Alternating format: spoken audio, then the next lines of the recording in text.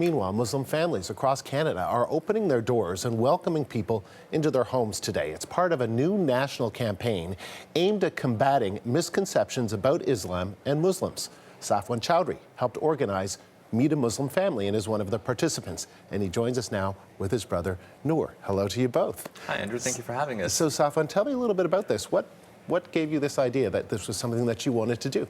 The idea itself, I don't want to take all the credit for because it's not something new. Our community, the Ahmadiyya Muslim Jamaat, has been doing this for several years.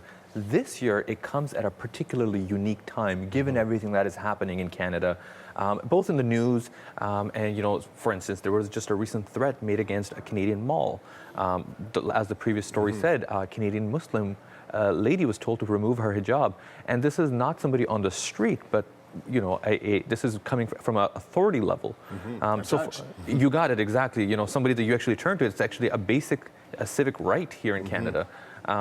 And not only just that, but there's an ongoing debate about the niqab ban, for instance. We have had terror activity on our soil. We've had arrests made. So I think it is natural that Canadians are concerned. So we just wanted to. We believe that the best way to dispel that is to really show Canadian families who we are. That after we're back from our snowboarding trips, we take out our pancake breakfast and our maple syrup and watch our NHL game. And on our way out, I started my day with a Tim Hortons coffee. So I think that we have more commonalities than the things that divide us.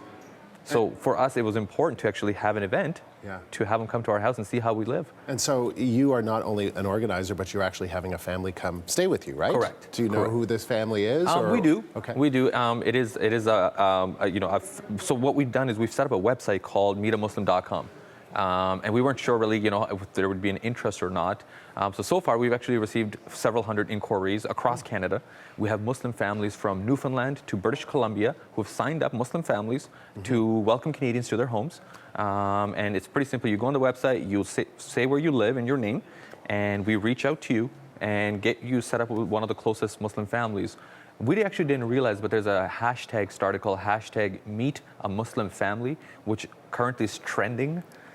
Which is pretty exciting to see, and people are Muslim families are posting pictures of their kids holding up signs that you're welcome at my house. It's pretty unique to know that this is just taken off now. And so what happens when this family comes to your house, and then what?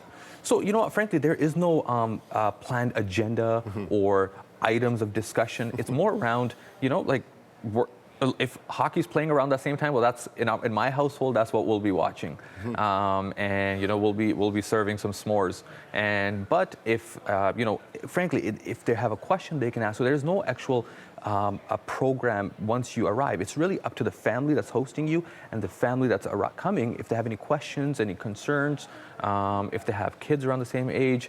My little brother promised that he'll play his PS4 with them, right? So it's really up to the coming family. And so, Noor, are you excited about this? What are you planning to do? Well, it's very nice that someone's taking out their own time to know about someone else's religion and to know what the true Islam is. And what is that to you? Well, well, it is very I'm not sure how to answer this question, but it is very nice. Right, nice and peaceful. Honorable that they're taking out their time. And so, Safwan, let me ask you this, because, maybe I'm being a little bit naive here, but in a city like Toronto that is so diverse, it seems almost incredible that you would have to have a program like this. I work with Muslims, I see Muslims all the time, but did you have that sense that there are a lot of Canadians that just don't have that kind of contact with Muslims? Well, one thing I'll tell you, Andrew, is as I've been working on this campaign for the last couple of days, I've learned more new names of Canadian cities that I'd never heard of before. We got calls from Gander, Newfoundland, to Brandon, Manitoba, Lethbridge, Alberta, Prince George, British Columbia, and surprisingly, not as much even from the bigger cities. For sure, we have some inquiries from Toronto, but I think people already know, people they work with are Muslim or they go to school with, Muslims. But it was actually really the smaller towns that were truly intrigued and interested. I got a call from a town in Nova Scotia, and when they called, they said, "I'm calling from the city," and I had to ask them, "I'm sorry, is that what province is that? I've never heard of that." So yes, I think there's been just very diverse range of inquiries.